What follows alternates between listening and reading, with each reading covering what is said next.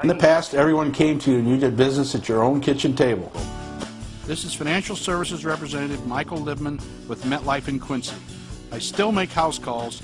I'll confidentially ask you questions to help you make decisions about your life insurance, IRAs, long-term care insurance, investing, and estate planning. Call me and I'll come sit with you at your kitchen table. MetLife offers financial services and life insurance. Call Michael Libman. He makes house calls.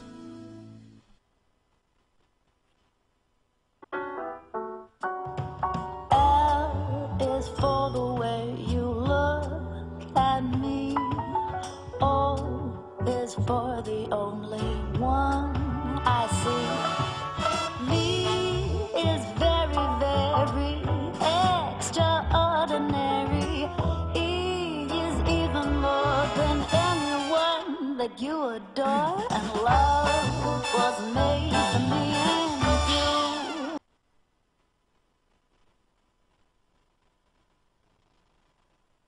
You know, they call this the Derby over in England. And when you play somebody who has their headquarters in your same town, Mark, and it is a series that's been dominated by Quincy High, as we mentioned earlier in the pregame show. In the last 5 years, since the IHSA has split soccer into 3 distinct levels, the Blue Devils have gone 7-2-1 against Quincy Notre Dame. In that time, you could attribute it to deep numbers, to speed, and also, just frankly, to the fact that they've come out and scored more goals during that time. Yeah, I think, Coach Reese touched on a little bit about the depth of the numbers. That definitely has something to do with it. And, overall, the last, 4 or 5 years, Quincy High's probably had more talent on the field, and that's what it comes down to, and that's why they've won the majority of the last 10 games. So, Quincy Notre Dame's always kind of built their regular season to play tough opponents around to get to their postseason, and then Quincy High's had a tough draw in the regionals playing against Edwardsville and those type of things. So we'll talk about the postseason and how it may shape up for these two as we go along here this evening. We are just underway on WTAD, a different look for both teams. We'll talk about that in just a moment. It'll be the Devils moving from left to right and Notre Dame moving from right to left. I'm Sean Seacrease along with Mark Thomas. If you're joining us on WTAD, well, if you don't have a chance to come out and watch the game while listening, you can now watch it at home thanks to our partner at QuincyJournal.com. Go to QuincyJournal.com, click on the QJTV link, and there live is a TV feed of tonight's game. You will also hear Mark and my commentary as the game goes along, all on one platform when you go to QJTV.com. Bob Goff and his son Alex here videoing the game tonight. We thank them for coming out and covering tonight's soccer match with us here at WTAD. Just a minute in, and the first thrusting challenge is taken by high school. They go just wide to the left, and that'll be an opportunity for Zeke Little, the senior goalkeeper for Notre Dame, to get a goal kick in right out to midfield. It's Little in goal for Notre Dame, and Tyler Gerst binding the net for Quincy High. Gerst has been the workhorse so far early in the year.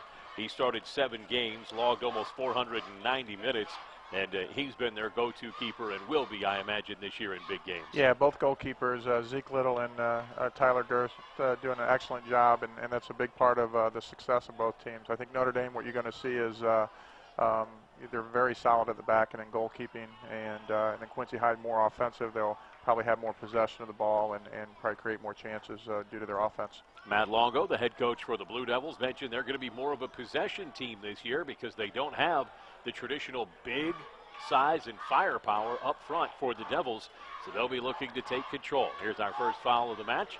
It comes up just a little over 2 minutes in, and it'll be a restart for the Devils just 30 yards from goal on the far side. The wind is really whipping at field level here at Flynn Stadium. In fact, the flags that are ringing the field for tonight's match are blowing in all different directions depending on where you look.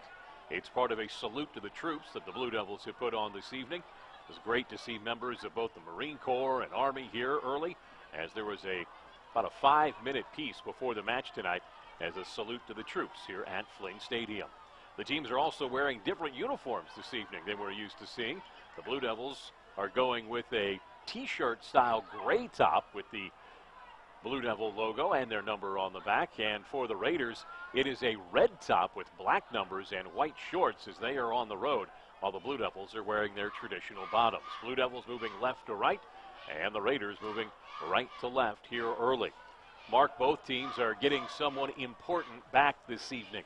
Both teams have had to start the year without two key cogs. Let's start with the Blue Devils. The coach's son, Mike Longo, returns. He had a suspension to start the season. He'll be back now tonight. Coach Longo told him that he was going to start at the stopper back so that he wouldn't run himself to death in the early game out of excitement to be back in the lineup, and then he'd be moved up as the night went on. Yeah, Michael's a very good player, whether he plays forward or in the back, and he's been playing in the back the last couple of years as a younger player. Being a senior, he's really going to solidify that stopper position and be matched up against Aubrey Reese, which is Notre Dame's most talented goal scorer. So be a good matchup there. You mentioned the wind a little bit. It is kind of going from north to south, and Quincy High has that right now, so we'll see what kind of impact that has on the game. Raiders getting a restart. They're going to be about 45 yards from goal on the near side. Raiders looking to line it up with Cooper Reese. Leading goal scorer this season for Notre Dame. You mentioned him, Aubrey Reese, the 5'10", 135-pound sophomore. The service to the near side, knocked away by the Blue Devils and sent back out top. That'll be a retreating situation for Notre Dame as Murphy takes it on his right foot. Now wants to hold it up and play it square to a partner. He's dispossessed by the Blue Devils. Blue Devils want to immediately knock this one around in the middle with Tosick. Tosick takes it out to the wide side, now across midfield. Notre Dame having to hold shape as they retreat defensively against this ground control offense for high school. 35 minutes to go, no score, first half here at Flynn Stadium on Talk Radio 930 WTAD and online at quincyjournal.com. We mentioned that both teams were getting a key player back, Mark. For Notre Dame, we mentioned his name just a moment ago, sweeper Jacob Murphy. He's a junior. He's been out with a hamstring injury, and he's had about 10 days off, Coach Reese said, so they expect him to be fresh and ready to go here tonight. And he's another guy that solidifies the back, so you push more talent up front. Correct, and it'll be interesting to see how, as the game goes on, whether that tightens up or his fitness level throughout the game, especially in a game like this where it's an up-tempo game and a rivalry game. To see how he does, but he definitely solidifies that back line of Quincy Notre Dame, which has done well already this season.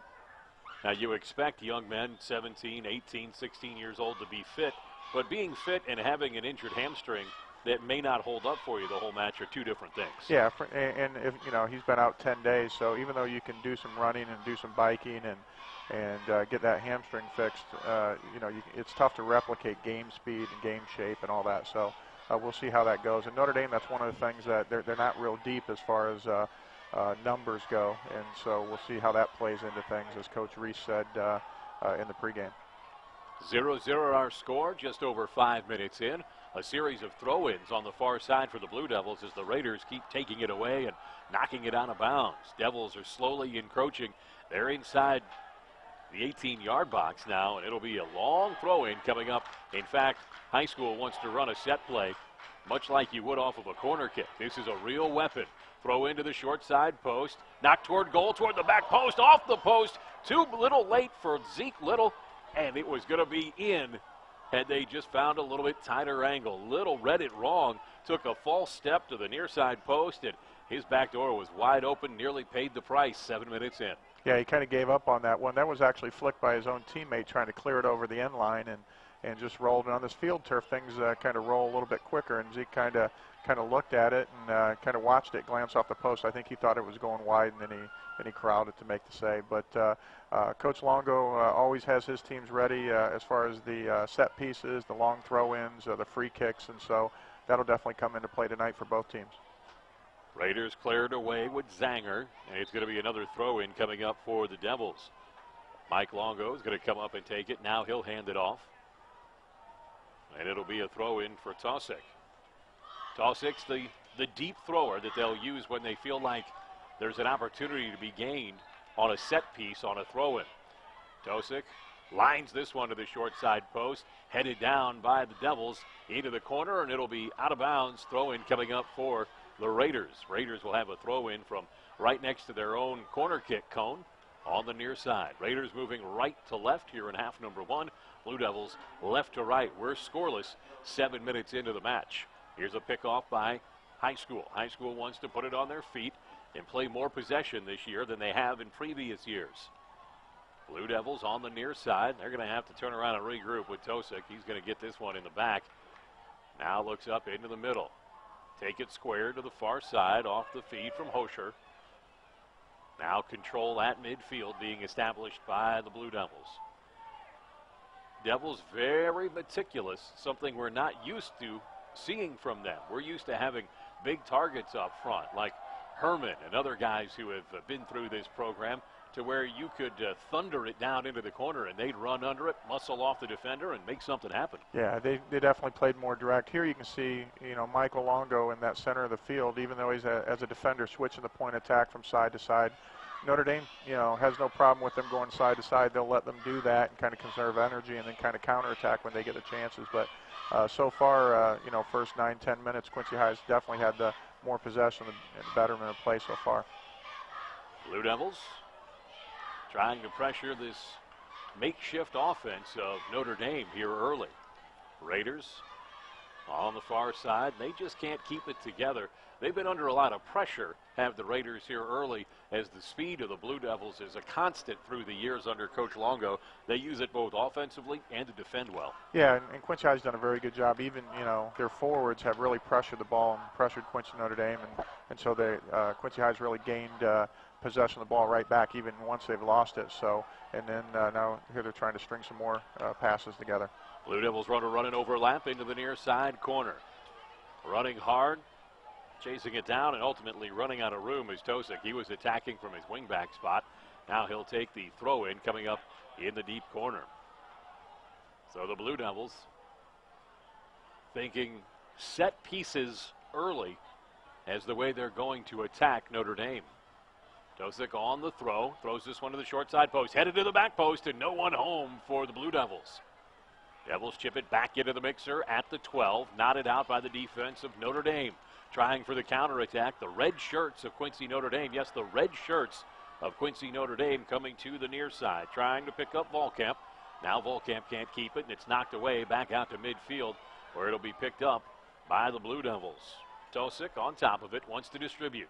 Sends this one curling right down the middle, trying to get a runner on top, and no one is there. Well, he was looking right there. Wingertner is in the game, and he was looking to make a run. Hunter Hosher's been the big scorer so far for the Blue Devils. 8 goals already this season. On the counterattack, here comes Notre Dame. Try to feed it into the middle. Volkamp. Volkamp's cheeky little touch off the outside of the right foot didn't go anywhere. And now it's a counterattack for the Blue Devils. Not going to develop quickly, though, is Jacob Murphy. Running well on that repaired hamstring. Chases it down in the backfield and sets it up to Zeke Little, the keeper for Notre Dame. Notre Dame comes back. They've got 6 men, now 7 behind the ball as the Blue Devils want to set up at midfield. Dispossessed by Notre Dame. Notre Dame on the counterattack. Wants to go while they have numbers. Played out to the far side. They'll wait. That's Aubrey Reese, the leading scorer for QND. Reese hasn't gotten too much help this year in the scoring department. Cooper Reese has 3. Jacob Becker with 2. And Zach Volkamp with 2. Tanner Zanger with 1. And that's been the sum total of the goals thus far for Notre Dame. Yeah, and during the run of play, most of your goals will come from Cooper Reese and then also Aubrey up top. And during set pieces, you'll get some of those other guys involved and maybe win a ball in the air. And we got a set piece coming up here from Cooper. Cooper Reese will be over the top of it. Restarts it on the far side, about 40 yards from goal. Slashes it to the top of the 18-yard box, and now it's taken away by Hosher. Hosher on the run, wants to come near side. Little shove in the back, and this is going to go back the other way for Notre Dame as Evan Riggs got shoved right by the sideline. That ball was, they are going to call the penalty. It was close to the sideline. And on the restart, it'll be kept by Notre Dame. And Hunter's a big key for Quincy High. I mean, I would call him a poacher. If you give him chances inside the box, he's a good finisher, and that's why he has his team leading 8 goals. And Quincy Notre Dame definitely wants to keep an eye on him and where he's marked up. Big left foot restart by Zanger. Puts it in at the 18. Ball is loose. Oh, the Devils did not look good on that defensive communication as they let it go loose for about a second and a half inside the penalty box. No Raider there to jump on top. No, that's a good free kick there from Evan Riggs and playing that ball in. And Brennan Smith, even though he didn't win the ball, went up and it went over him and the defender and almost led to an open player for Quincy Notre Dame inside the box there. So really the first quality chance for Quincy Notre Dame. We're scoreless, 12 minutes in, 2 40-minute halves in high school. So 27 and change to go here in the first half. Notre Dame and Quincy High scoreless at Flynn Stadium. I'm Sean Sechrest along with Mark Thomas. You've been in many of these matches in your playing days. Here's a feed right up the middle, and the Raiders have the first good chance of the night. But a great reaction from Tyler Durst, the keeper for Quincy High, as he comes out, snuffs it out before it can develop just inside the 18. They were looking up top for Reese. Yeah, Durst doing a good job. Cooper Reese looking for Aubrey there. Threw a little slot in the center of the field, just on this field turf, kind of ran a little bit too far, and Durst did a good job coming off his line corralling that one. The flags on the salute to the troops night really whipping down at field level. Both of these teams are more possession teams now, and so they're going to take the long balls out of the equation for the most part. You'll see an occasional one here and there, but it has to work to a team's advantage to keep it on the ground when you have an unpredictably windy night like tonight. Yeah, that, but plus both coaches, are preaching possession and trying to, play the ball on the ground. And on this field turf, since it is a quicker type of surface, you want to play balls not only on the ground but to people's feet and to teammates' feet. So you'll try to see that where they link up from one player to another player and try not to hit so many balls into gaps and into space unless it's warranted. Raiders on the keep, far side, knocked to the sideline. It's going to be out of bounds and awarded to Notre Dame. Now, there was a quick reversal on the sideline as the Blue Devils of Quincy High tried to take it and run with it. That's the NFL equivalent of trying to snap it before the replays looked at upstairs. But they get it figured out on the field, and the Raiders have the throw in far side. Can't keep a hold of it. Picked off by the Blue Devils. Now it's loose inside Blue Devil territory. Devils out to midfield now. Want to bring it square to the near side, change the point of attack. Instead, it'll be cycled back by Longo. He wants to come to the back for Tishner, and it's going to come up the near side. Out of the feet of Tosick, as he's looking for help along the sideline. Merrow just into the game. Gets his first touch on the header, and it's going to be out of bounds to Notre Dame on the near sideline in front of their own bench. Sean, you already noticed Michael Longo's moved up front and now is playing forward alongside Hosher, and we'll see their 1-2 combination. Michael's more of a left-sided player, but very good with the ball and likes to attack. To the near side now. Merrill runs through it, and it's going to be out of bounds to Notre Dame again. In case you are just taking in the U.S. national team in their split during the international period, the loss on the road Friday night to Costa Rica, and then the win at home on Tuesday night against Mexico. They only have 3 substitutions to work with at that level. It is unlimited substitution at the high school level, and both these coaches are fans of getting their entire team involved. I've always said that would be one of the great draws to play for Quincy High, because if you are given a shirt with a number on it by Matt Longo, you're going to play in almost every game. Yeah, and he uses his talent and his depth of talent very well over the years, and he has some this year again, and so that's definitely something he uses to his advantage. I'd say if you talk to Coach Reese, they're not as deep as they have been in previous years, not just because of numbers but also talent too. Feed over the top for Longo, attacking up front. Great diagonal run by Longo. They kind of call that running the channel, or just trying to get between the defenders to open up a seam. And he was able to put some pressure on Little, the keeper, who had to come out off his line to save it at the top of the box. Yeah, and running diagonally, what it does is it keeps you onside for a longer amount of time rather than running straight in a straight line where you can be offsides a little quicker and a little easier. So it's definitely making a diagonal run keeps you onside. So it's a good run there by Michael. 23 minutes to go in the first half. We are scoreless at Flynn Stadium between Quincy High and Quincy Notre Dame. Quincy High on the ball, near side, wants to set it back. And it's going to be popped straight up by Tosick. He didn't do what he wanted with it that time. He was trying to change the point of attack on a diagonal to the far side, but he got it off the side of the foot a little bit, and it went straight up. Out of bounds, last touch by Notre Dame, and it'll be a throw-in coming up for Quincy High. We do a little bit of a soccer 101 each year to get everyone's mind back on the beautiful game. So on the next kind of moment that we have, I'll have Mark explain offsides. It's a little more, it's a little bit more subtle, and some would say complicated in this game than in others. Now a handball played by Notre Dame, so it'll be a restart for Quincy High. Mark, have at it. You were a forward. You had to know this rule. Of course, it's changed since you've played, but the current version of offsides and what it denotes. Yeah, basically offsides, you cannot be in front of the last defender on the other team. Now the ball has to be inside the half-yard line, so inside the the middle of the field. But once you're in front of that last defender, so defenders can step up and make that line and push you up and keep you honest.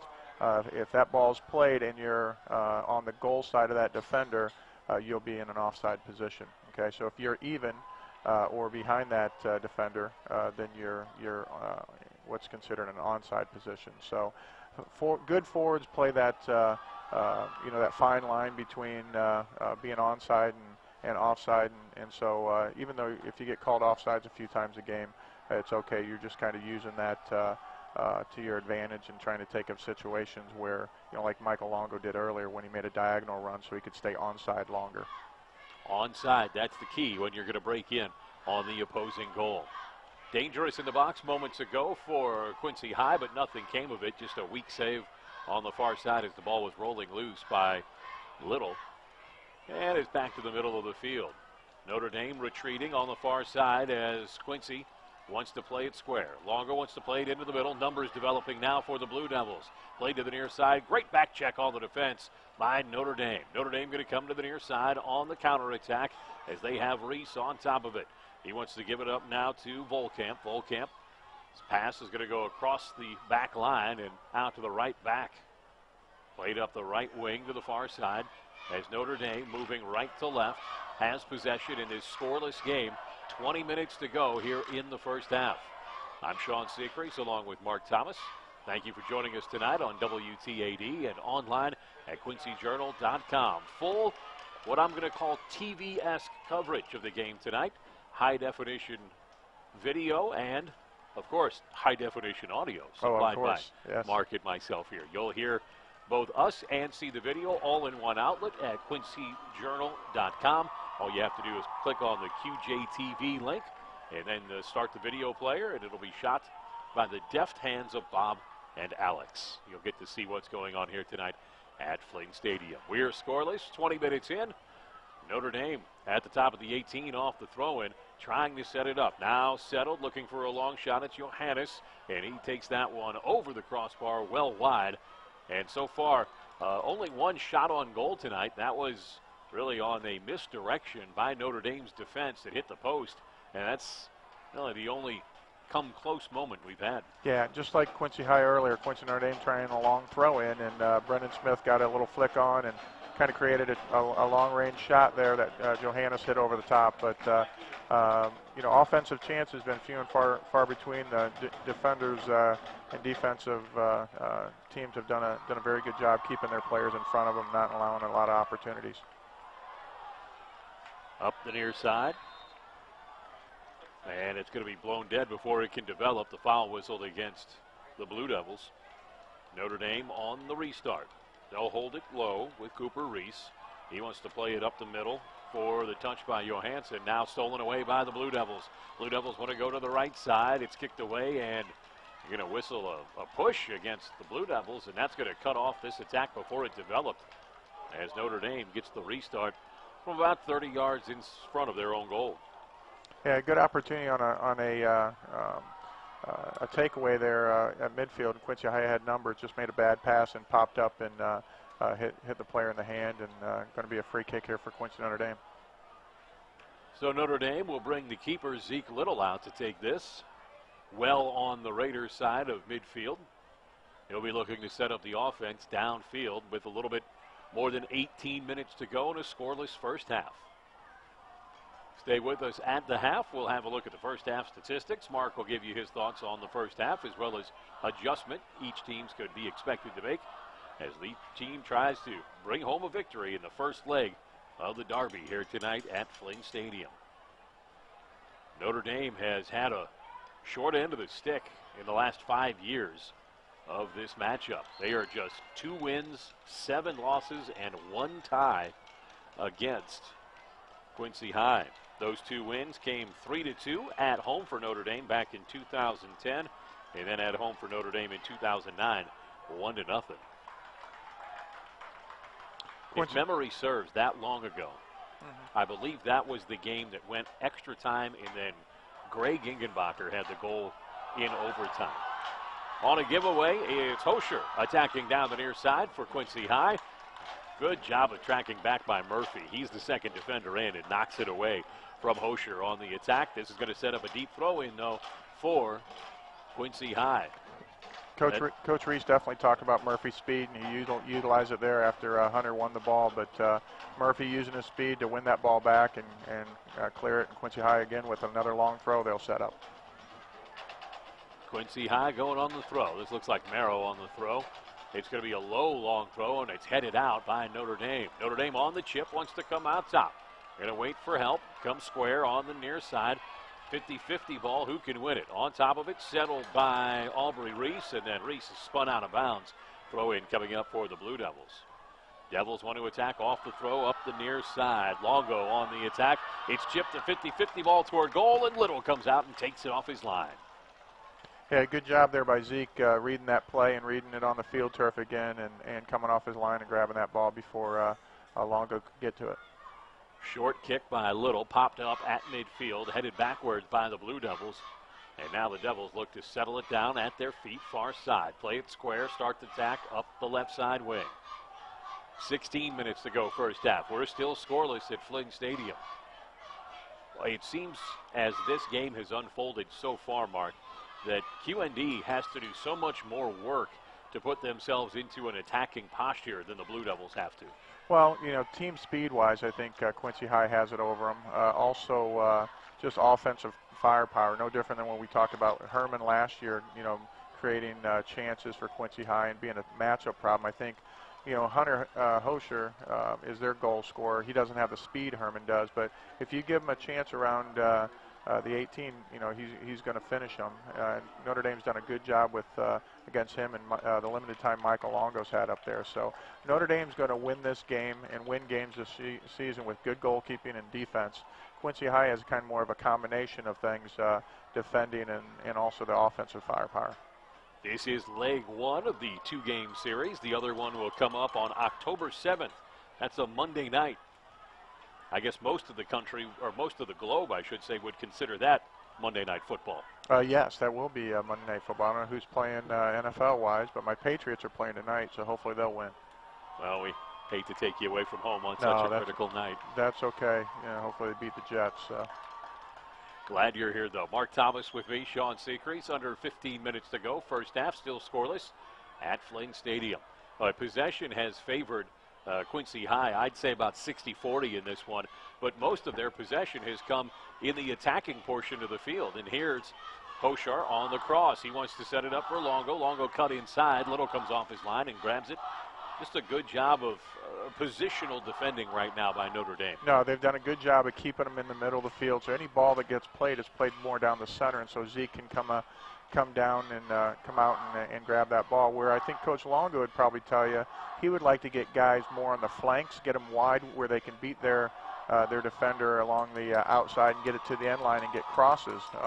Really, the big chances Quincy High's had, are I think the 4 or 5 long throw-ins and a couple free kicks. And but during the possession, they haven't had really a whole lot during the run of play, even though they've had most of the possession of the game. We mentioned that leg 2 of this one will be played October 7th. That's a Monday night, and Notre Dame's playing their home games this year at QU Stadium on North Campus. They're going to honor, QU is going to honor long-time, hugely successful men's coach Jack McKenzie at a special ceremony before their game tomorrow night against Missouri St. Louis. That's going to be Umsel. Speaking of which, one of the Blue Devils will be back in town as Herman will be back. During the ceremony, the playing field there will be named in McKenzie's honor.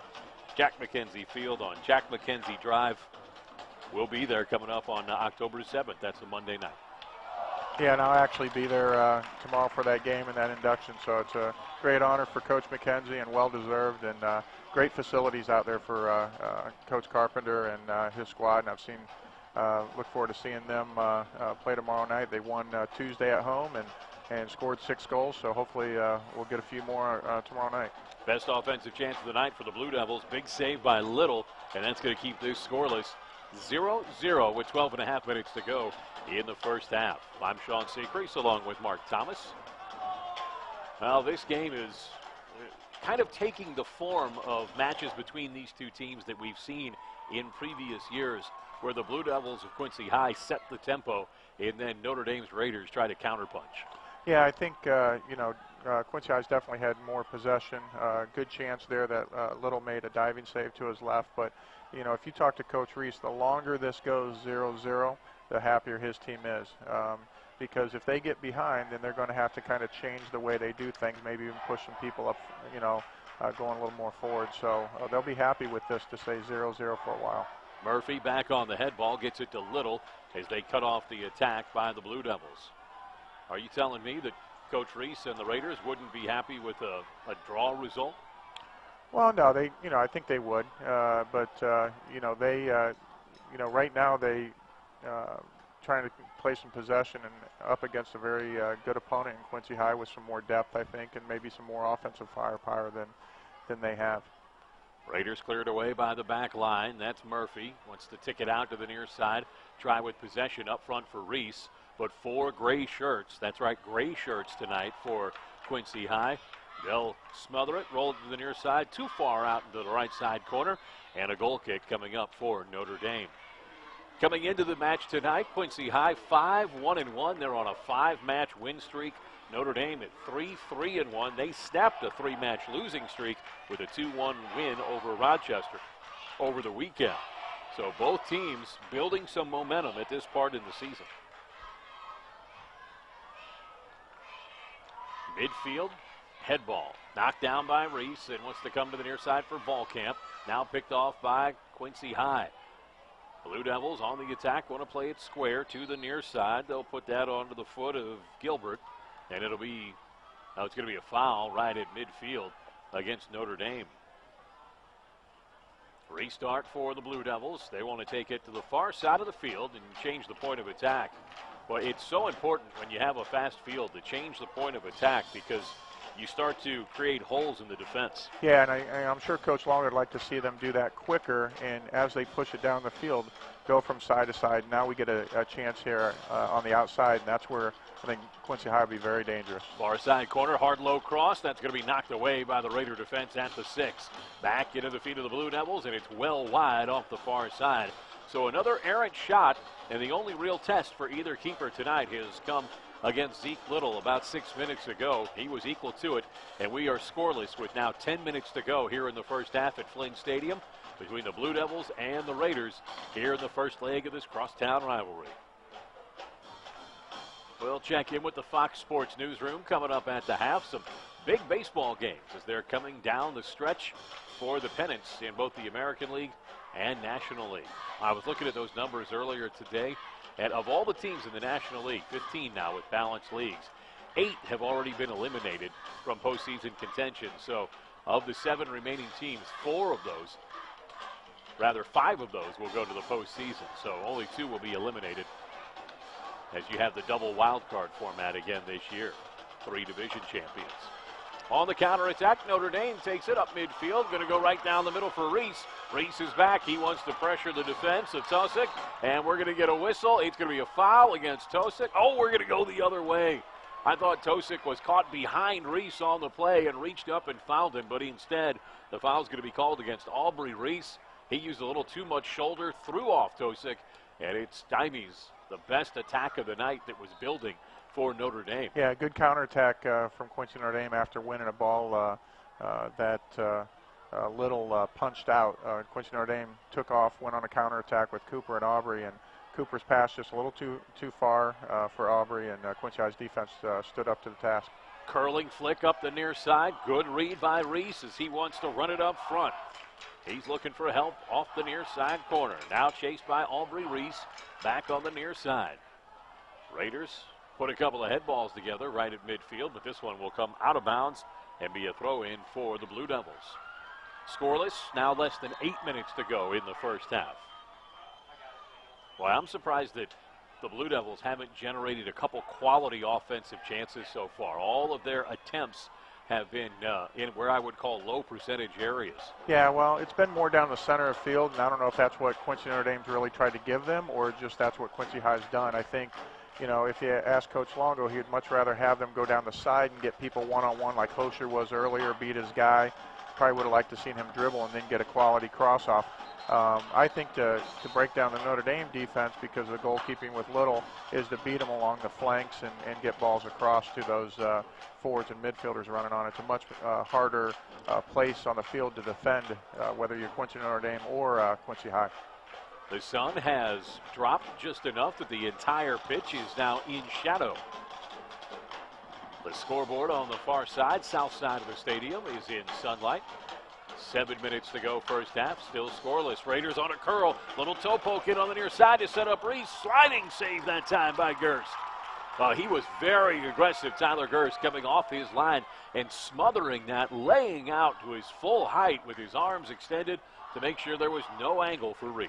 No, he's done a very good job coming off his line and winning that and coming right through the ball and taking it right off the player's foot like a good goalkeeper does. Blue Devils feed it down the near side, trying to find some room on the right side of the defense, but no give in this Notre Dame defensive core. We mentioned they've got the heart of that defense back in Jacob Murphy tonight, coming off the hamstring injury. The junior, we've seen him in good form tonight, already run down a couple of breakaways or half breakaways for the Blue Devils. Shot well wide, taken from the midfield, and it'll be another goal kick coming up for Zeke Little and the Raiders.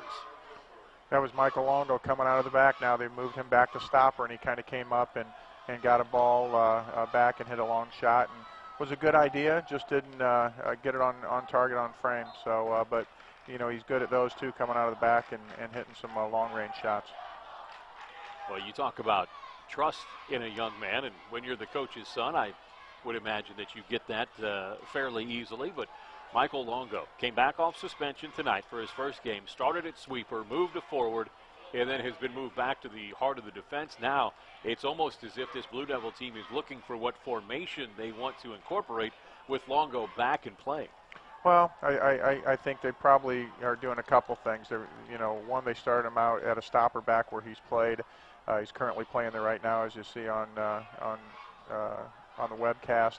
And then they moved him up top for about 10 or 15 minutes, and he created some chances and some opportunities for himself and his teammates. And then now, whether it's fitness-wise, they're moving him back, maybe give him a breather, I'm not sure. But, you know, he can play any position. He's a very good player and is a good facilitator, passer of the ball, and can also score goals for you. Fourth foul whistled against Notre Dame this half. 2 have been called against Quincy High. For Quincy High, it's been 2 shots on goal, none so far for Notre Dame. Neither team has taken a corner, and we've had no cards drawn here in the first half. Just over 4 minutes to go. We're scoreless at Flynn Stadium. Sean Seacrest along with Mark Thomas. Your thoughts on either of these teams and what you've seen early that might lead you to believe that they have a postseason run coming up in them? Well, I think Quincy Notre Dame. You know, I think depth is an issue, but being in 1A, I think they're always going to have a chance at a good run. Quincy High, of course, you know, quality schedule and has done well at 5-1-1. But they're always going to have to go through the Edwardsville Regional, and Edwardsville's a tough foe. And so, and that's not just soccer, that's everything. You know, whether it's volleyball, we've seen that over the years. You know, basketball, everything. So. It's just a tough regional to get out of, and so that's the big hump they got to kind of get through. But both are good teams, and I see good things coming up in October, November. First corner kick of the night. It's taken by the Blue Devils, and it's going to be swept in low, and a foul whistle. Yeah, stoppage of play, I think, for the substitution. They're going to retake this corner kick. So. Yeah, that was. Had the official blown his whistle for a foul there, we would have been looking at a penalty kick. Instead, no motion for the penalty kick. They'll retake the corner on the substitution. Low driving kick. This one is miscleared, and it's nearly in the back of the net. Punched at by the offense, and a big save by Little. Little bails out his teammates who did a poor job clearing that from their own box. Yeah, in swinger on a corner kick and kind of got flicked by Quincy Notre Dame. Landed Aubrey Reese, kind of caught him right on the the quad or the thigh, and just dropped right to Hunter Hosher, who hit a shot. I mentioned to he's a poacher, hit it, and Little was just there to make a kick save, then bounced out. Quincy High hit it wide, but it deflected off Quincy Notre Dame, so another corner kick for Quincy High. Far side corner, in swinger. This one played along the ground, headed out by Notre Dame as it got a little bit of unexpected error underneath it. Fed up the middle. Notre Dame thinking about the counterattack, but back to stop that quickly is Tosick. He wants to go to the far side. He's got Longo there. Now they'll play it up the middle for Merrow. On a back heel, Merrow has it, wants to take it far side. A little better build-up this time by Quincy High. Far side now just a flat giveaway in the far side corner. And Notre Dame will escort it over the end line. Take us down to 2 minutes to go in the first half. We're scoreless at Flynn Stadium. The last 2 minutes, though, Quincy High looking more and more dangerous, mostly thanks to some missed clearance opportunities by Notre Dame. Yeah, Coach Longo would like to have those 2 corner kicks back, too, because they really like to flight those up into the area so they can get Longo and Hosher on the back end of those. And they really never got a chance because the ball was never hit far enough and got deflected out by Quincy Notre Dame. But a great opportunity from Hosher, and Little was up to the task with a nice kick save. On the goal kick, Notre Dame settles it at midfield, looking to turn toward goal with just over 60 seconds to go in this first half. Down to the far side corner as Notre Dame moves right to left, scoreless, and 70 seconds on the clock here in half number 1. We get to the locker room scoreless. I think it'll be a big confidence builder for Notre Dame here at Flynn Stadium. Flicked up the far side wing. Blue Devils have one more run in them. That's going to be run down by the defense and kicked away by Zeke Little on the pass back. That'll be a skied way out toward midfield, and the Raiders can't hold on to it. Blue Devils far side. 45 seconds to go now, first half. Still scoreless at Flynn Stadium.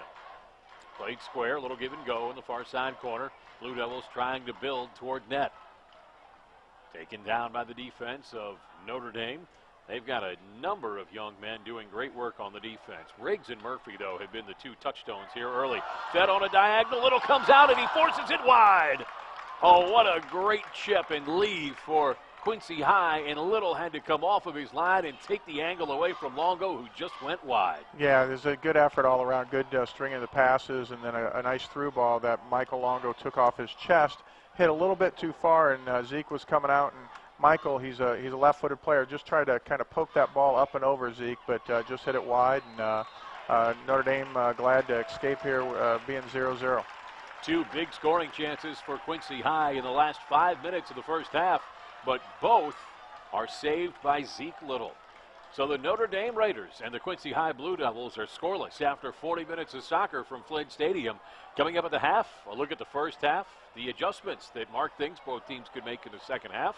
And then we'll have second half action coming up for you online at quincyjournal.com. Just click the QJTV link, or where we're at every time you look for soccer in the Quincy area, AM 930 WTAD. We're scoreless. It's halftime on WTAD. Fox News. In the past, everyone came to you and you did business at your own kitchen table. This is Financial Services Representative Michael Libman with MetLife in Quincy. I still make house calls. I'll confidentially ask you questions to help you make decisions about your life insurance, IRAs, long-term care insurance, investing, and estate planning. Call me and I'll come sit with you at your kitchen table. MetLife offers financial services and life insurance. Call Michael Libman. He makes house calls.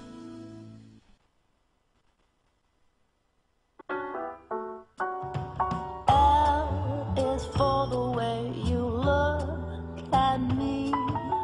O is for the only one I see. V is very, very extraordinary. E is even more than anyone that you adore. And love was made for me and you.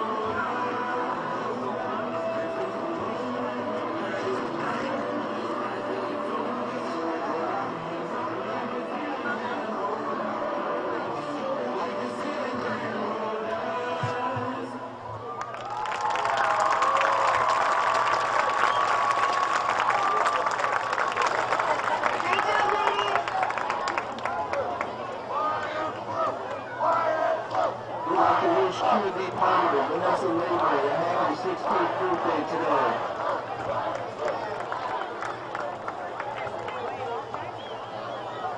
Ladies and gentlemen, stage 2 for the Quincy High School Marching Band Band, Color Guard and Q City Bombers, as they present a part of their halftime competition set.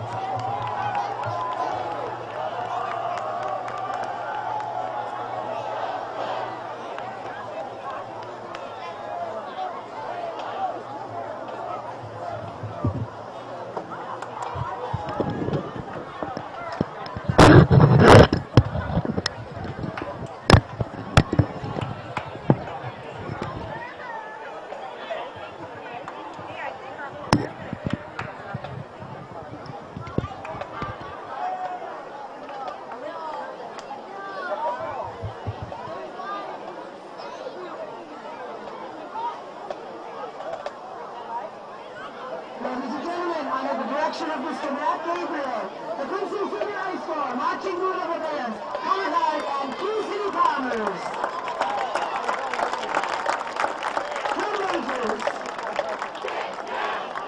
Drum majors Nick Foster, Gabrielle Green, and Cody Osborne. Is your band ready to take the field?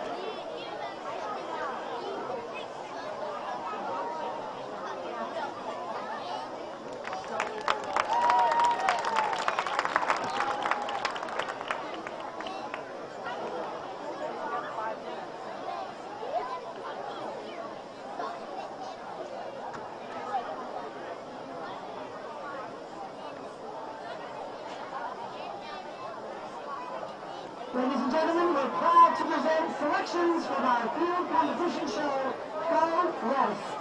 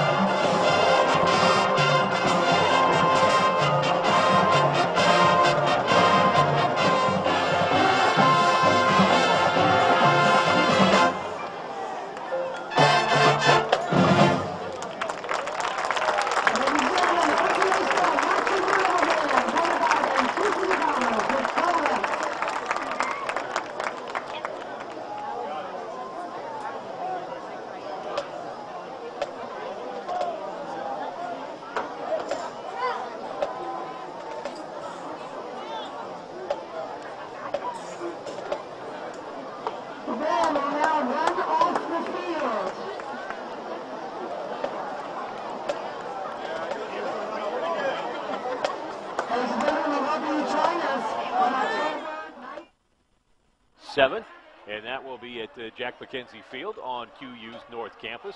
You were mentioning it a little bit earlier, all artificial turf out there now. You said it actually visually looks smaller, but you like the way it looks. No, that's to my eye, but it's actually dimensionally a little bit bigger than the grass field was. But very nice. I got to play on an alumni team against the Hawks, which they hammered us, and but it was fun. I was going to say, yeah, your hamstrings were still attached. I was the oldest guy by far, 45 years of age, and all right. Next to me, Craig Hingle, 40. So, but I think it's actually. Well, you just sat up front and poached. No, I actually play in the midfield. I wish. Yeah. Oh my God! I play for about 10 minutes at a time. I'd get off, but I think it's definitely helped. In the past, everyone came to you and you did business at your own kitchen table. This is Financial Services Representative Michael Libman with MetLife in Quincy. I still make house calls. I'll confidentially ask you questions to help you make decisions about your life insurance, IRAs, long-term care insurance, investing and estate planning. Call me and I'll come sit with you at your kitchen table. MetLife offers financial services and life insurance. Call Michael Libman. He makes house calls.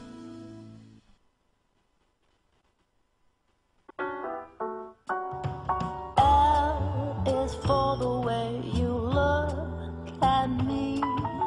O is for the only one I see. V is very, very extraordinary. E is even more than anyone that you adore. And love was made for me and you. They haven't won there in almost 40 years, so we'll see how it goes tomorrow night as the Blue Devils travel to Rock Island. You'll hear it on our sister station, 103.9 The Fox. Pre-game show about 7:15, kickoff about 7:30, and you'll be able to watch it at QuincyJournal.com. Anything you want to watch on Quincy Journal, from, say, historic downtown fires to deconstruction of buildings to, well, a great soccer match or a football game, just click on the QJTV link. Blue Devils come out firing out of the halftime talk. And it's a short shot from Hosher on the near side. Covering up the short post is Little. And another save for Zeke Little to start this second half. We are scoreless with 40 minutes to play. Yeah, good effort there from Hunter off the set piece, off the kickoff, and got a half a chance put on goal, but Little was there for the save on the near post. Well, the beginning of this game was uneventful to say the least. Neither team could find rhythm. Neither team could really continue a build-up toward goal that resulted in a good scoring chance. But over the last 15 minutes of the run of play, the Blue Devils have started picking up shots on goal. They started getting forward with better numbers, and the Raiders have really had trouble getting anything together, save one counterattack that ended when the Raiders committed a foul on the attack. So it hasn't been very promising offensively for QND. Here's a long shot teed up from 35 yards out and goes well over the crossbar, as the Raiders are loosening up and willing to settle for longer opportunities. Yeah, that's Cooper Reese from probably 35 yards, and thought he saw something with the goalkeeper, Gerst, maybe off his line, and tried one that sailed well over the crossbar. So 38 minutes to go in the match. We are scoreless at Flynn Stadium. We started the game under bright sunlight. The sun dropped enough in the western sky that the field was in shadow at the end of the first half. And now the lights are starting to take effect here at the beginning of the second half. So really, when you think about it, you have three different situations when you're trying to look, watch the game, the speed of the game, find the ball. This sort of alternating bright light, shadow, half light we've got going on now. And all the light standards seem to be working at Flynn Stadium tonight. So there are dark patches on the field, though, and it can make for interesting times. yeah, I mean, most of these players are used to playing, all kinds of weather and all kinds of lighting. So, I think the second half, both teams have came out and kind of have a little bit more fire under them, and you can see them pressuring each other a little bit more. And so it'll be interesting to see if we have some more attacking soccer. I think both teams are more comfortable with what they wanted to get done on the pitch as well. 37 minutes to go in the match. We are scoreless at Flynn Stadium. Sean Seacrease and Mark Thomas. The Blue Devils coming into this one 5-1-1 on a 5-match win streak, while the Raiders are 3-3-1, having just snapped a 3-match losing streak in their game over the weekend. Notre Dame retreating into the offensive end. The teams have switch ends. Notre Dame is moving left to right here in the second half, and the Blue Devils right to left.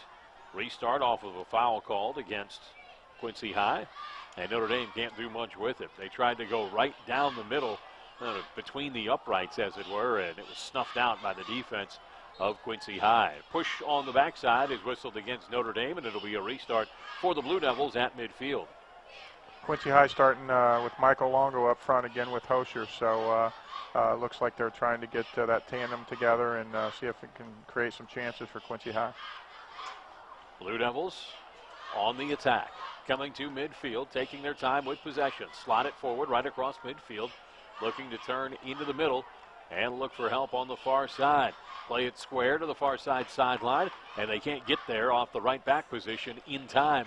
Well, you can see the direction of Matt Longo that you talked about at the half mark, wanting to play it quicker across the field to change the point of attack. And Michael tried to do that. He, switched the point of attack and just got a little unlucky that the wingback couldn't get there in time. But a good idea, switching the point of attack and switching it quicker. And here comes Quincy High with the throw-in. Blue Devils off the far side. Picked off by Notre Dame. Notre Dame with 2 men on the far side. A little give and go as they want to counterattack with Reese. At midfield, right foot, swing it to the near side, pick up Volkamp. It's off the defender and picked up by Hunter Hosher.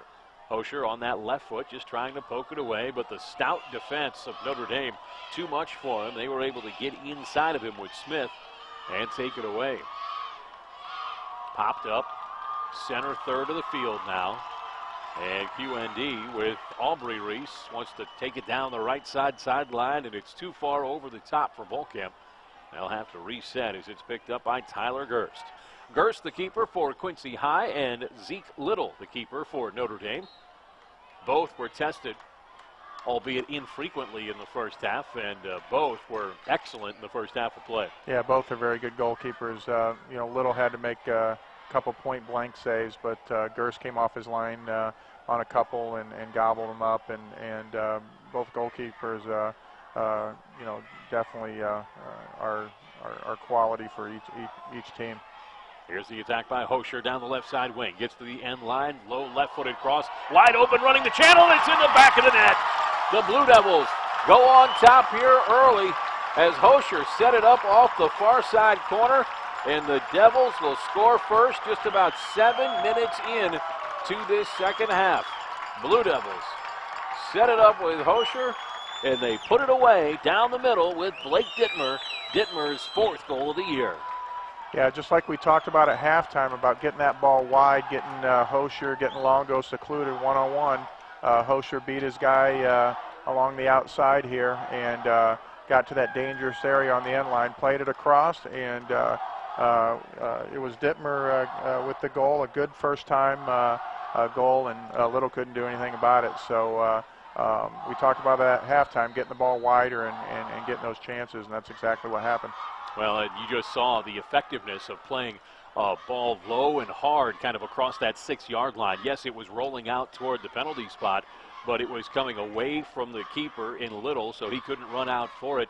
And really, the backside defense didn't respond quick enough for QND. Correct. Well, it's just a much harder ball to defend than the ones we saw in the first half where they're hitting balls down the middle from outside. And they finally got a ball behind the defense, beating the guy to the end line and getting across. And it's just a harder ball to defend for Quincy Notre Dame. And Little had no chance on the shot. 46th minute of the match. Dittmer from Hosher, and Quincy High is up 1-0.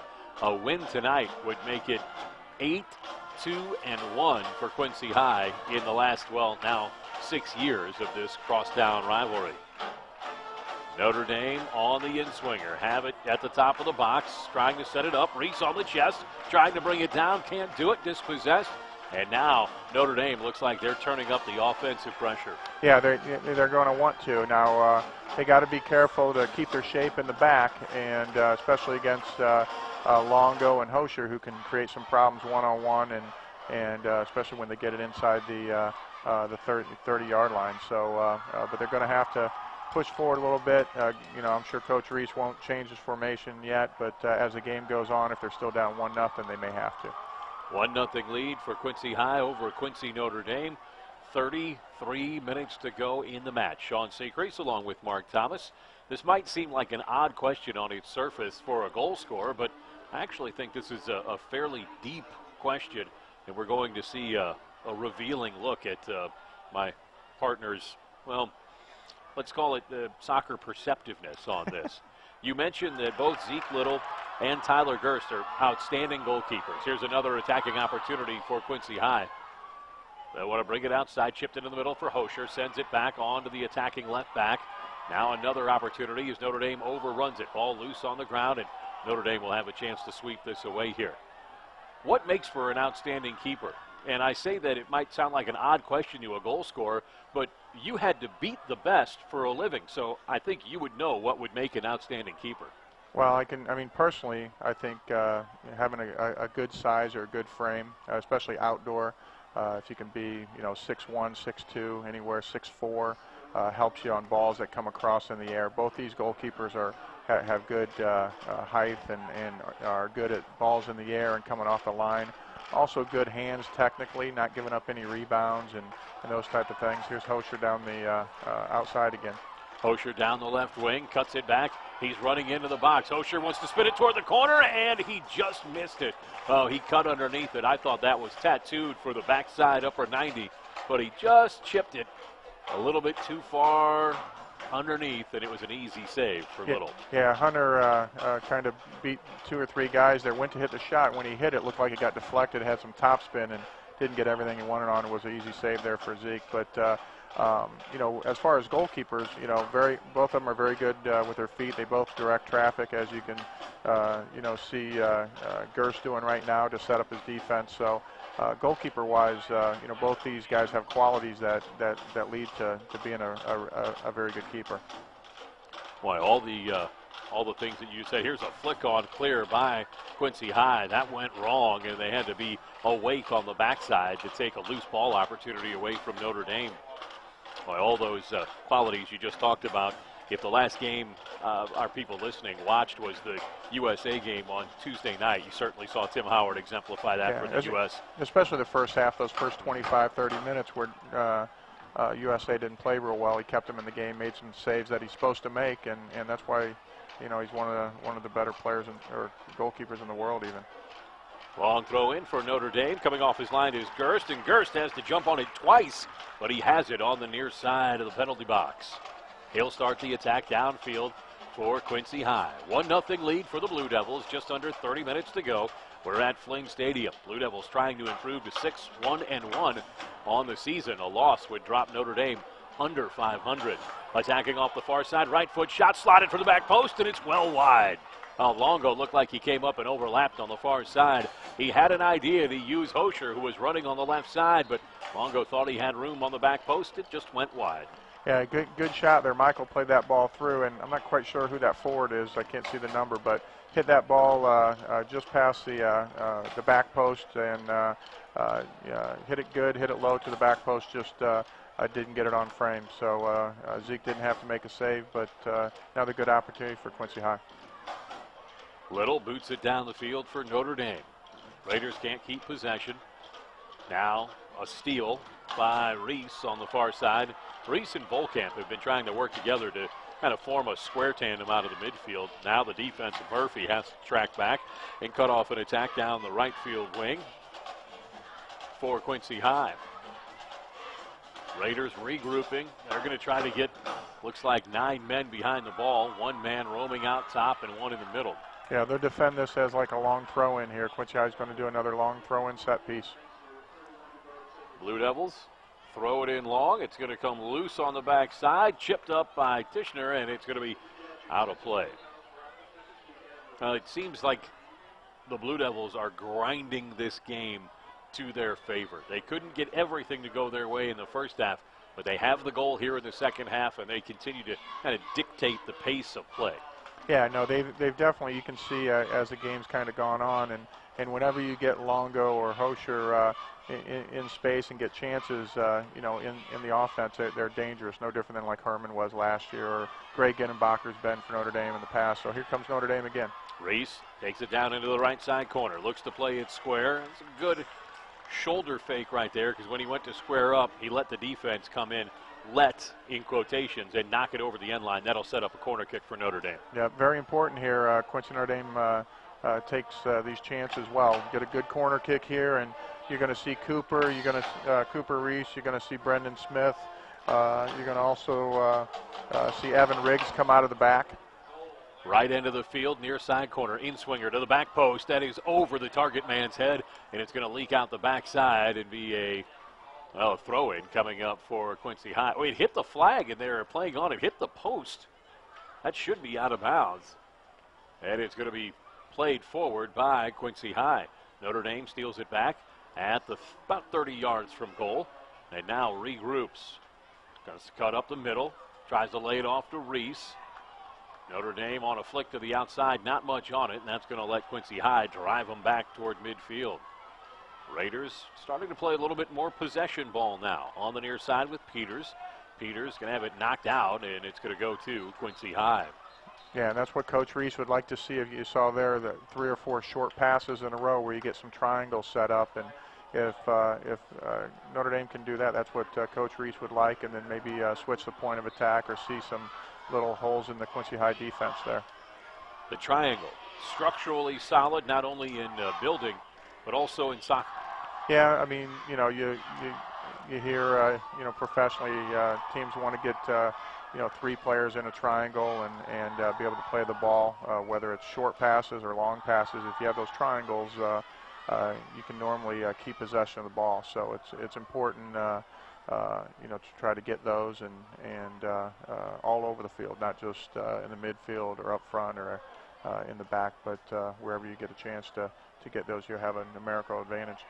And that's what people are thinking, well, why a triangle? Well, it just gives all 3 players so many angles to threaten the defense from. Correct, and you can move off of those and create space for other players, all those type of things off of different triangles that you set up. 25 minutes to go in the match. Quincy High on top, 1-0.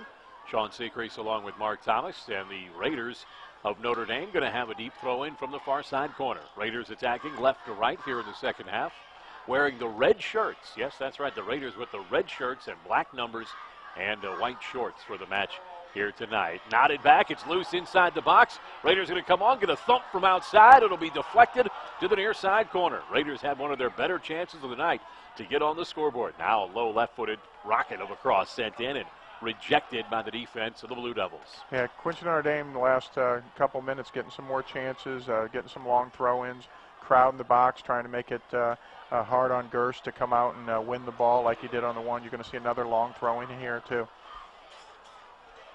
Raiders on the long throw in. Want to play to the short side post. Headed toward the back post. It's going to be over the end line.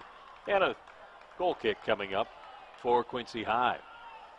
Let's take a look at the schedule for both of these teams, as they will both have ample things to do once this match is done here this evening. For the Blue Devils, they will play at home against Alleman. That's a Western Big Six Conference matchup coming up next Tuesday. That's going to be a Tuesday night game. And then Saturday, September 21st, they'll take on Jeff City, a traditional Missouri power. That's going to be in Jefferson City. And then Tuesday, September 24th, sees them at Moline. So a home game against Alleman, and then Jeff City and Moline the next couple of dates for the Blue Devils. For the Raiders of Quincy Notre Dame, it'll be, Greg Reese talked about it in the pregame show, maybe the other favorite in Class 1, Waterloo-Jabot. And that's going to be on the road in Waterloo coming up on Saturday. Yeah, that'll be a good game and good test for them, see where they're at. They beat Rochester, who's always a good team in Class 1A too, that sometimes they'll see in the sectional and that type of thing, so, and beat them on Saturday. So, scheduling tough opponents like Quincy High and gives them a good opportunity to see where they're at and engage themselves. As both teams make a ton of substitutions, we'll take a look at the next week for QND. Wednesday of next week, it'll be Springfield at Springfield, and then Normal U-High at Normal. So Waterloo, Springfield, and Normal, your 3 games coming up, all on the road for Greg Reese and the Raiders. Yeah, not easy after you're playing a very good Quincy High team here. We are in a 1-0 lead for Quincy High. They picked up the goal at the 46th minute. It was Dittmer from Hosher. And with just 23 minutes to go in the match, Quincy High has shown no signs that they will stop attacking here tonight at home. That is not Matt Longo soccer to pull back on the attack. Off the near side throw in. Notre Dame knocks it out of bounds as the Blue Devils are trying to build off the triangle Mark talked about as they look for an opportunity to cross into the middle. Throw in coming up. It's going to be a long throw coming up for Tosick. We've seen him use as a weapon this whole game in the offensive third. Throws it into the front of the net, nodded toward net, and a big save by Little. Not much on that header out of the middle. I couldn't tell if it was Hosher or Longo, but it was just kind of a soft pop-up, easy for Little. Yeah, they're just looking to flick that on and hopefully have somebody run on it. They just flicked it too close to goal, and it was an easy save for Little.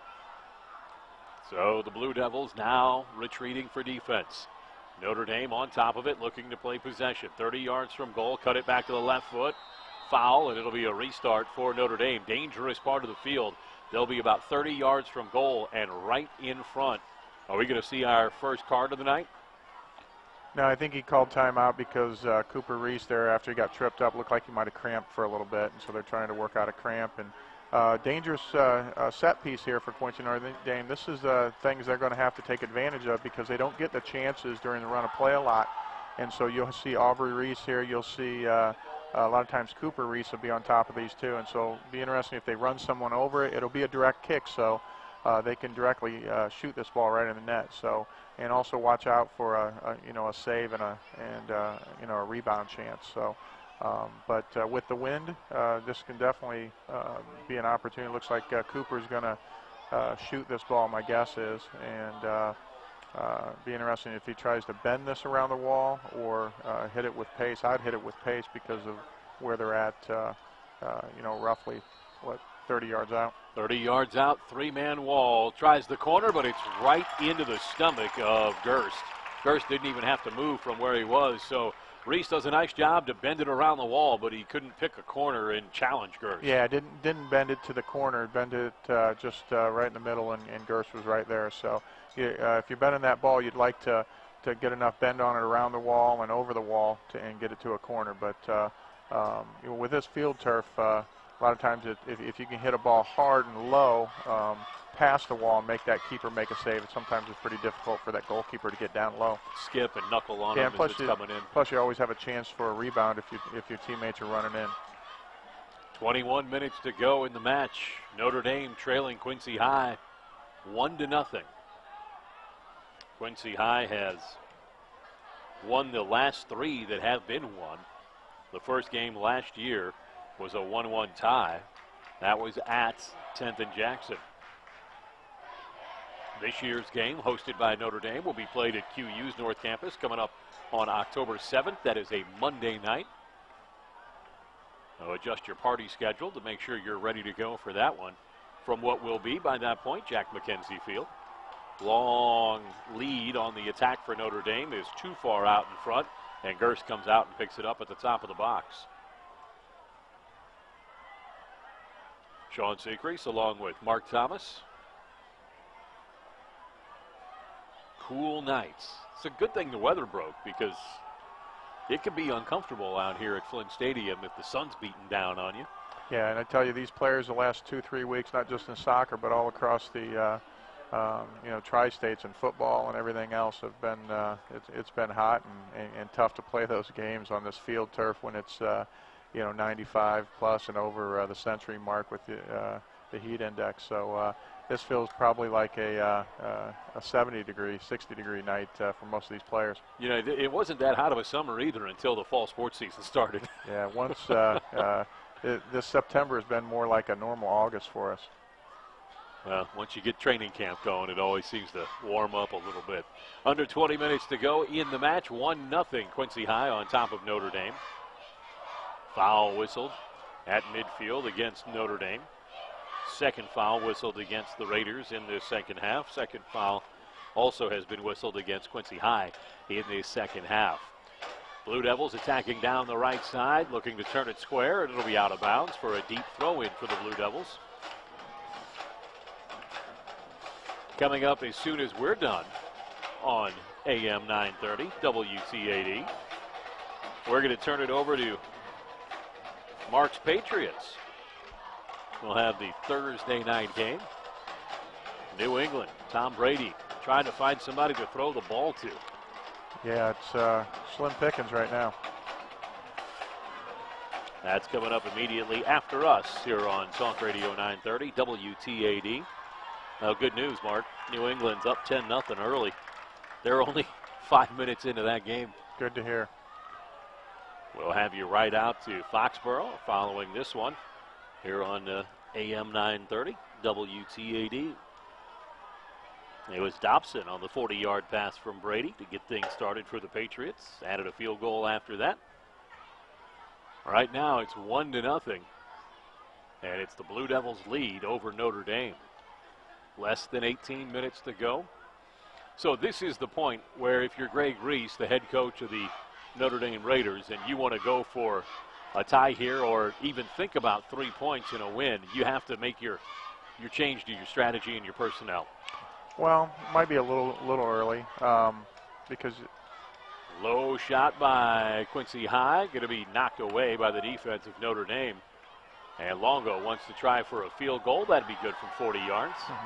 I'd probably keep things the way they are as far as formation-wise, and you created some chances on some long throw-ins and a free kick there from Cooper Reese and an odd rush here and there. But probably more the 10-minute mark. I'd start to maybe think about pushing the guy up, maybe changing the formation. But if you do it too early with Quincy High's firepower, you might be down 2-0 right off the bat. So just kind of got to be careful that you want to stay in the game. You're in the game right now at 1-0. So I'd look maybe 10-minute mark. Start to maybe push a guy up front a little bit more and maybe change the formation. But we'll have to wait and see. Just taking a look at the fans in the stands in front of us. Soccer jerseys, always a popular accoutrement. I recognize all 3 names, but I think one has made a little bit more money playing the game than the others. I see former Quincy High players, Vile and Seek, right in front of us. Well, at least young men wearing their old numbers. And then Ronaldo. I think he's made a few more dollars. Yeah, just a few more. Plus probably a few more, probably better dates maybe too. He's had a few. Well, that's in the eye of the beholder. Yeah, that's true. No, never mind. Mark Thomas, Sean Secrease with you this evening on AM 930 WTAD Quincy. 16 minutes to go, 1-0 lead for Quincy High. Notre Dame has this one deep, top of the box. Sidewinder is going to go high and wide off the near side. Oh, Reese had it wound up. He wasn't going to take a chance on bringing it down and having his space eaten up. He just let it fly, but it was high and wide. Yeah, long ball there from Zeke Little, and then Fry did a great job winning that first header. And then on the second ball, that was actually Brendan Smith trying that side volley that just didn't get, didn't hit it the right direction. But good effort there from Quincy Notre Dame. Raiders looking for possession again. They'll come over the top on the long kick. That's Peters taking it down. He's looking for Aubrey Reese. Now middle of the field. Hard work by Jacob Murphy all match long for Notre Dame. He's been running at the back. Mark, he must have put in about a 5K by now, and he's one of the reasons that the Blue Devils haven't been able to pull away in this game. Yeah, and not only this game, he's done that all season out of the back, and has good speed, good technical ability, plays good balls out of the back, and definitely is one of the reasons tonight why it's 1-0 and why Notre Dame has such a good defense this year. Speaking of Notre Dame, they'll be back on the gridiron tomorrow night. Tim Kinshirf will have the call for you on Talk Radio 930 WTAD. A bit of a surprising 2-0 start for Notre Dame. They'll look to go 3-0 tomorrow night right here on Talk Radio 930 WTAD. Notre Dame knocks it away as Murphy marshals the defense. Now up toward midfield. You have to see if someone is going to provide an attacking spark for Notre Dame here in the last 15 minutes. That's all the time that remains as Quincy High leads it 1-0 here at Flynn Stadium. Blue Devils on possession. There is a case to be made for starting to take the air out of this ball. The Devils' depth is something we've talked about all match long, Mark, and the lack of relative depth for QND on the other side of the pitch. And so just making the Raiders work so hard to earn every possession, he's starting to kind of take some of their legs away. Yeah, that, and I mean, plus you'll see substitutions as we go. Coach Longo uses that not only his depth to his advantage, but in high school soccer, clock doesn't stop or anything, so you can use that as a tactical advantage to kill some time off the clock and those type of things. Coach Longo's not the only coach that has figured that out. Oh, no, not at all. But when you're ahead 1-0, you can definitely use it to your advantage. When you're behind, it's you definitely think about that when you're making subs. 13 minutes to go here in the match. Still 1-0, Quincy High on top. Looking at a 6-match winning streak for Quincy High if they hold on tonight here on WTAD. Hosher in the middle wants to start the attack. They set up the triangle now on the near side. Good looks as Notre Dame has to come up and pressure.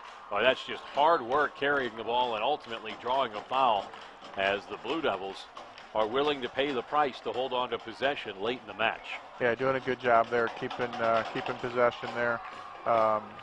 Quincy High here looking to go deep. I'd like to see both teams sometimes maybe not do so many long throw-ins and so many long balls. Maybe play some short, get somebody up here with Michael Longo. They could play something short and get a better angle to play this ball into. Off the restart, Quincy High willing to put it in. Yep. Going to play it short on the left foot, come to the near side. Now back to Longo. He's going to go with an outswinger. Backside of the box. Header is wide open, but can't be directed on goal. That was an interesting 1-2-3 setup as they look for, I believe, Merrill on the backside. He just got underneath it a bit and popped it up. Yeah, it's so much harder to defend when you play a ball short and then played it back to to Hosher there and then played it back to Longo, who swung in a left-footed ball, and he's naturally left-footed. Then had, I don't know if it was Merrill on the backside sneaking in unmarked, and a good set piece there from Quincy High. Time is now getting short for Notre Dame.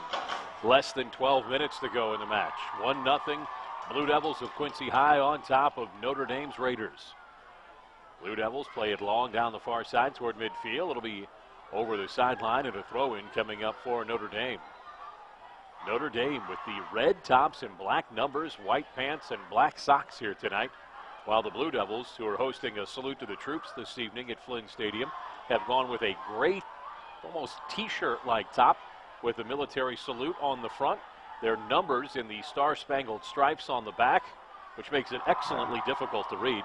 And then with the blue shorts and the blue socks underneath that.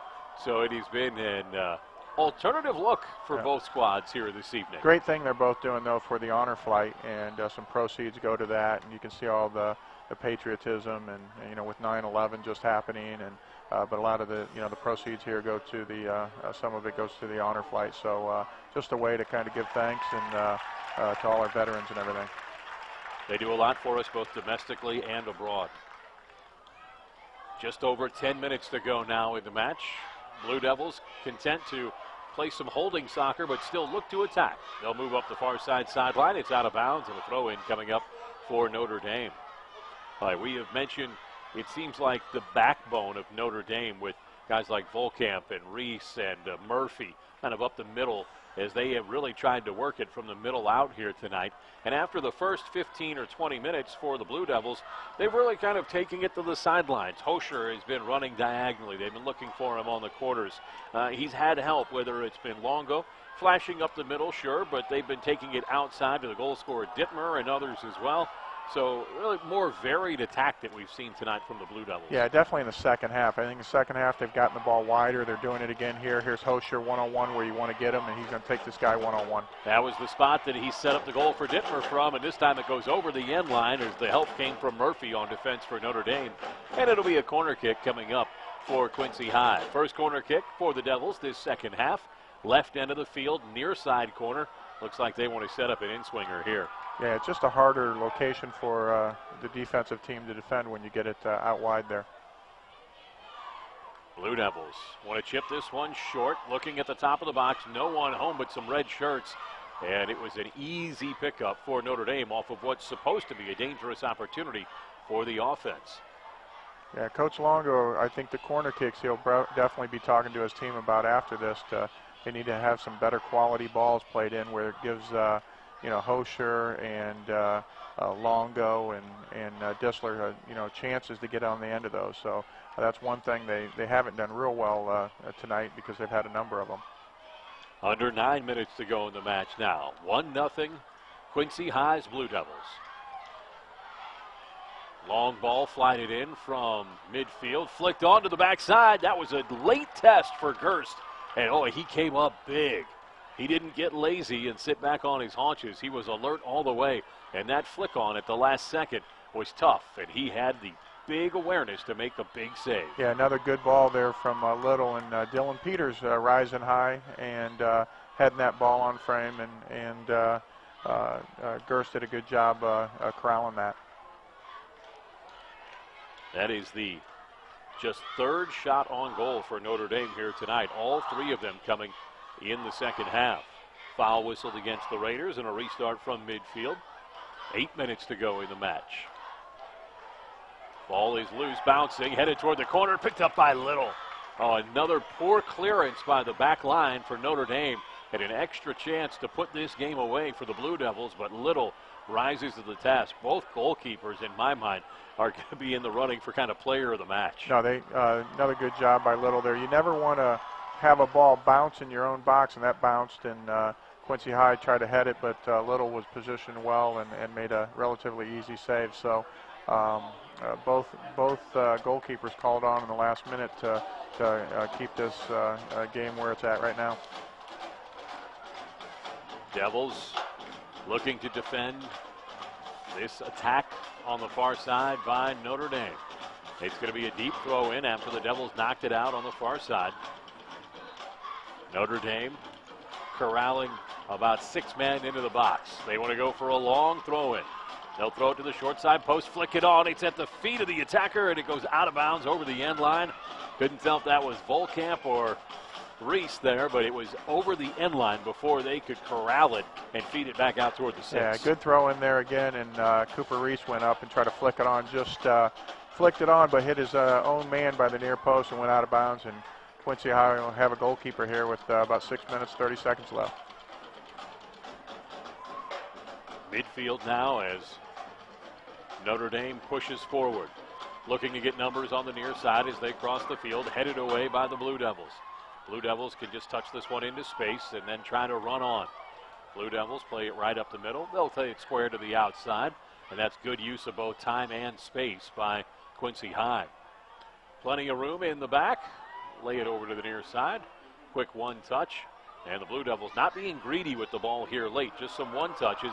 They'll stay on it. It's just over the sideline as that 7-pass attack comes to an end for the Blue Devils. Yeah, did a good job there going from one side to the other, but once again, you see on the field turf, they got to play the ball to people's feet. That one played a little too far ahead and then out of bounds, and Quincy Notre Dame got possession. So, whistle blown, and are we going to have a foul here? We are going to have a foul.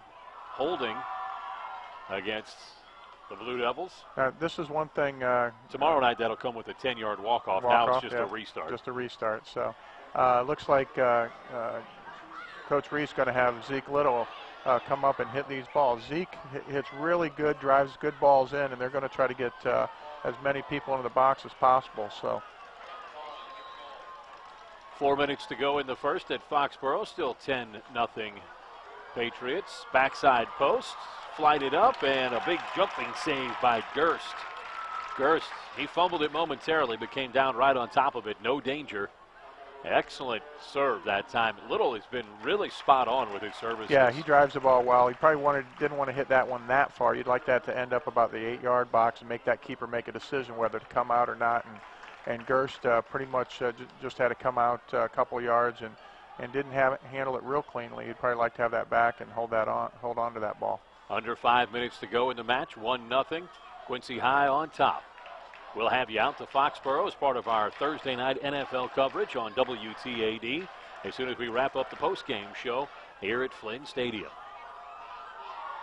Near side corner now, just time going the Blue Devils' way. Now an opportunity to run the baseline for Hosher again as he was on the end line, and it's knocked away by the defense of Notre Dame. Man down in the corner here.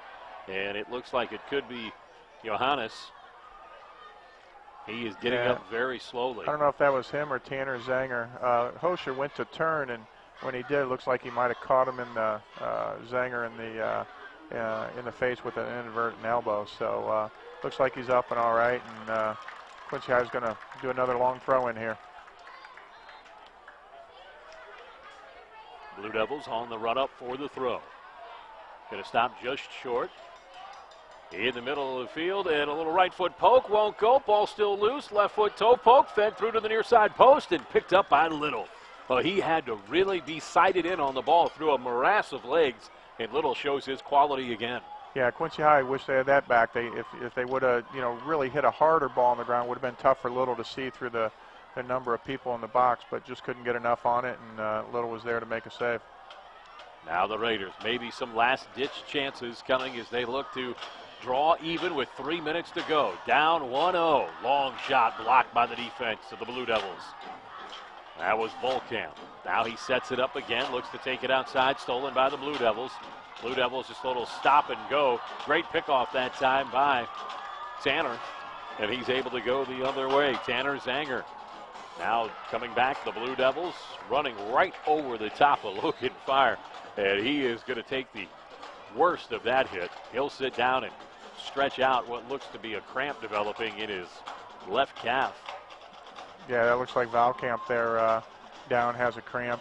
Brennan Smith doing a good job there tracking back and trying to win a ball there and doing anything they can to get that ball back and try to create an opportunity to get an equalizer. Blue Devils leading 1-0. Always a hard-fought match. Last time that we had a margin of victory that was more than one goal in this series was in 2009 when Quincy High won 2-0 here at home over Notre Dame. Since then, every decision has been a one-goal decision or a tie. That says a lot, I think, for Notre Dame when they're usually on the short end of the depth stick and sometimes the talent stick. Yeah, no, it's always, I don't know what the records are all time, but you can usually throw those out when these two teams meet because they, it is a rivalry game and normally played well from both perspectives. Blue Devils with a corner kick now, near side corner, left end. Flighted in low and hard. It's going to be rejected by the defense of Notre Dame. Now a foul on Notre Dame, and it'll be another direct kick for the Blue Devils, just about 35 yards from goal. We'll tell you what the next stop is for each team coming up in the post-game show. That'll be coming your way in just about 2 minutes. Blue Devils on top, 1-0 on top of this free kick. They're going to play it short and a little two-man go on the near side, but it's stolen by Notre Dame and a chance to counterattack. Numbers now for Notre Dame. They've got 3 men forward against 4 defenders. Notre Dame on the inside, and a foul whistled. And a quick restart by Notre Dame, but the centerman is going to make them pull it back and take a full stop restart. Yeah, about the 50-yard line. So you'll see Zeke come up again here. Notre Dame will get people in, and he'll try to drive this ball all the way to probably about the 6-yard box. So Little drives it. He's got good dip on it. The header on the back door, and no one was home. That ball just flighted in so delicately on the backside. Notre Dame plenty of chances to get underneath of it. Good defending from the Blue Devils. Yeah, great ball there from Zeke. You see how the last one floated? Okay, this one he drove and was really had a lot on it, and so really tough to judge from a keeper and a defender perspective. And Quincy High lucky there to have that ball go all the way through and not have a Notre Dame guy get on the end of it.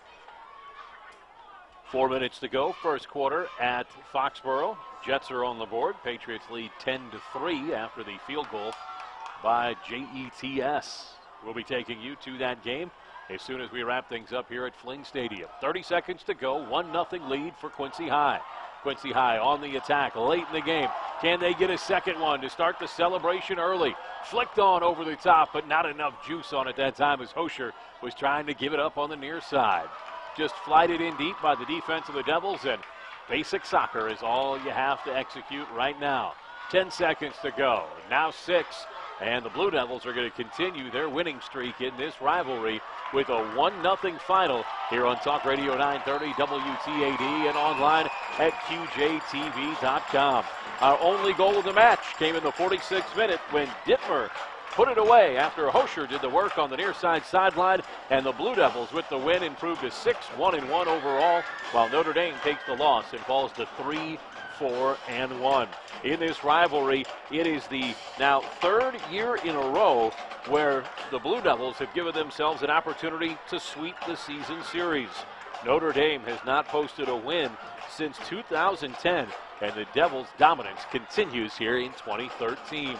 For Mark Thomas, I'm Sean Secrease. For Bob Goff and his department, for you joining us on QuincyJournal.com, thank you. We'll come back and wrap it up on WTAD with the post-game show.